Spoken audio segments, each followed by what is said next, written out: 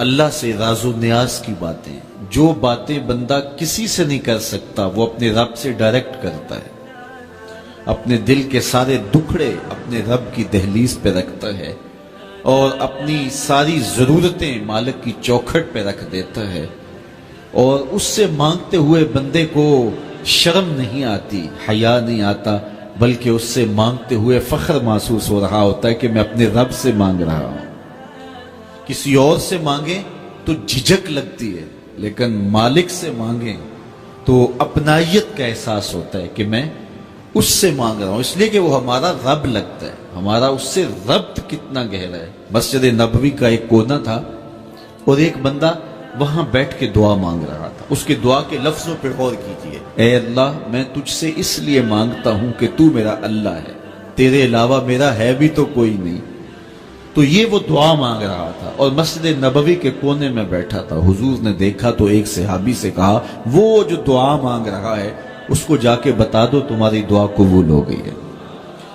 وہ مانگ اس ڈھب سے رہا ہے۔ تو یہ دعا اپنے رب سے نیاز ہے، دعا خود عبادت ہے۔ جب تمہاری ضرورتوں کا کفیل وہ ہے تو پھر اس سے نہیں مانگیں گے تو کس سے مانگیں گے؟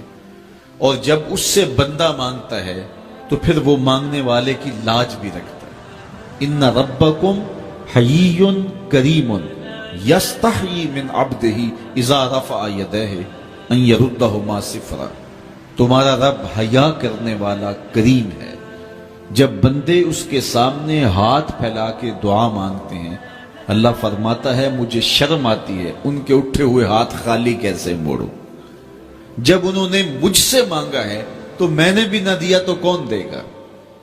میں ایک سادی سی بات کرتا ہوں، اتنے لوگ جتنے لوگ یہاں بیٹھے ہیں اگر کسی دنیا دار کے ڈیرے پہ چلے جائیں اور اس سے کوئی چیز طلب کریں اور وہ دینے کی استطاعت رکھتا ہو تو وہ کیا خالی لٹائے گا؟ وہ کہے گا اتنے لوگ آگے ہو تو ڈیرہ داری کی شان کے خلاف ہے کہ میں ان کو خالی لٹاؤں۔ تو جب یہ دنیا دار خالی نہیں لٹاتا تو رب کیسے خالی لٹائے گا؟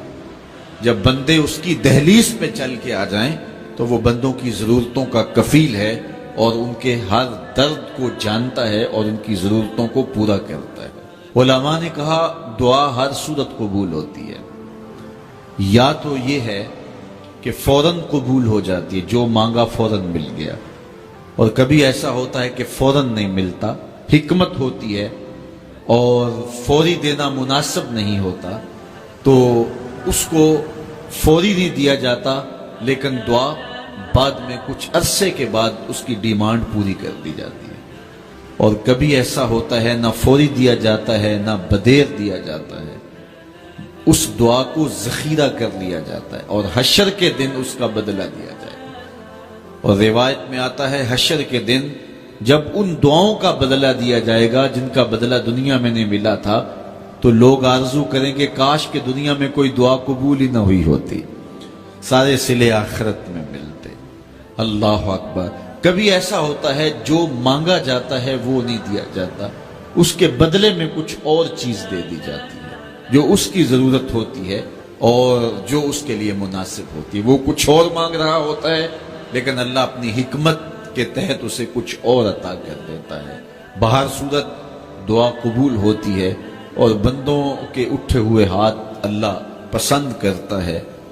آج یہ بھی بحث چلتی ہے نہیں مانگنا چاہیے، فلاں وقت میں نہیں مانگنا چاہیے، تو وہ کہتا ہے مجھ سے مانگو جب بھی مانگو، میرا دست کرم تمہیں دینے پہ آمادہ ہے۔ اور اگر کوئی نہیں مانگتا تو فرمایا کل ما یابو بکم ربی لولا دعاؤکم، اے محبوب فرما دو اگر یہ نہیں مانگیں گے تو اللہ بھی پرواہ نہیں کرے گا۔ مانگنا تمہاری ضرورت ہے، اگر تم مانگتے رہو گے تمہاری جھولیاں بھرتا رہے گا، اور اگر تمہیں اس سے نہیں پکارو گے تو وہ بھی تمہاری پرواہ نہیں کرے گا۔ تو اس کے حضور دعائیں مانگو۔